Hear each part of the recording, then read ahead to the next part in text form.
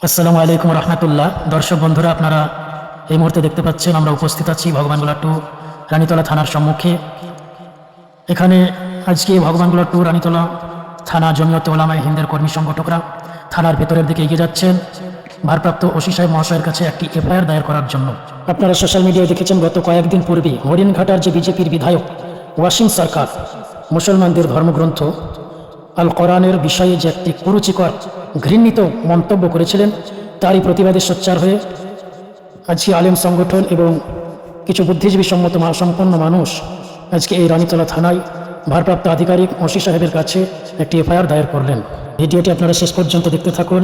ওনারা এফআইআর দায়ের করার পর ওসি সাহেবের সঙ্গে কথোপকথন করার পর ফিরে এসে আমাদের কি জানাই আমরা অবশ্যই আপনাদেরকে শোনাবো। সঙ্গে থাকুন। দর্শক বন্ধুদের অনেক অনেক ধন্যবাদ। সকলের সঙ্গে থাকবেন। আসসালামু আলাইকুম হুজুর, আপনারা যে গিয়েছিলেন ওসি সাহেব মহাশয়ের কাছে একটি এফআইআর দায়ের করতে, ওসি সাহেব মহাশয় আপনাদের কি আশ্বাস দিলেন আপনি দর্শক বন্ধুদের সামনে একটু বলুন। ওনারা অধীর আগ্রহে আছে, আপনি দয়া করে ওনাদেরকে বলুন কি বার্তা দিলেন। আমরা রানীতলা শাখা জমিয়তে ওলামায়ে হিন্দের পক্ষ থেকে সকলে জানি বা আমাদের জানা রয়েছে যে জমিয়তে ওলামায়ে হিন্দ অরাজনৈতিক সংগঠন, স্বেচ্ছাসেবিক সংগঠন, স্বাধীনতা সংগ্রামী সংগঠন, মানুষের পাশে সর্বদা সর্বক্ষণের জন্য থাকে, জাতির জন্য জনকের জন্য কাজ করে থাকে। সেই মর্মে আজকে আমরা রানীতলা থানায় আমাদের ভারপ্রাপ্ত আধিকারিক সাহেবের কাছে এসেছিলাম।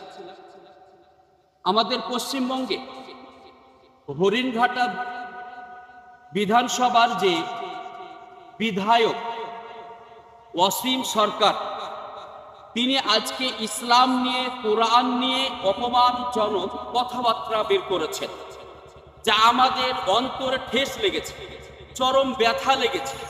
শুধু আমরা নয়, শুভবুদ্ধি মানুষ যারা দেশ প্রেমিক, যারা জাতি প্রেমিক, যারা সকল সমন্বয়ে চলতে চায়, সকল জাতির মধ্যে একটা বড় ধরনের আঘাত পেয়েছে।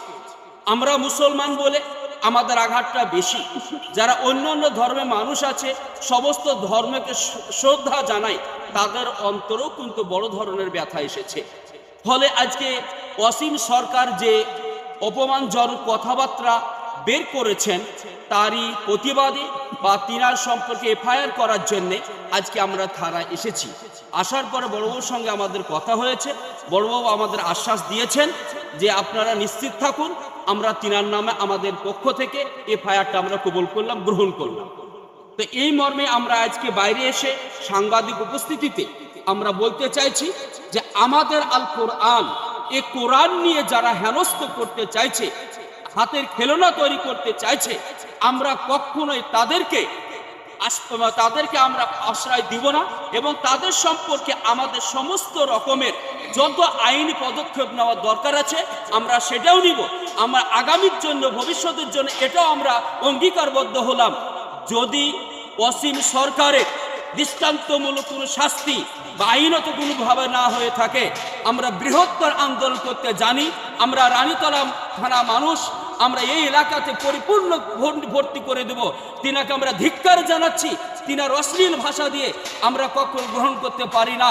তিনি যে চ্যালেঞ্জ করেছেন, তিনি বলেছেন নাকি যে 27 জন শয়তান দিয়ে এই কোরআনকে লিপিবদ্ধ করা হয়েছে। আমি ইতিপূর্বে বলেছিলাম যে তিনার সঙ্গে আমার চ্যালেঞ্জ থাকবে। তিনি কিভাবে প্রমাণ করবেন, কোথায় প্রমাণ করবেন, কোথায় ডিবেটে আসবেন, কোন চ্যানেলে আসবেন, সেটাও আমি চ্যালেঞ্জ করতে চেয়েছিলাম। আজকে উনি মুখের বার্তা বলে দেবে, আমরা শুনে নেব, এটা হতেই পারে না।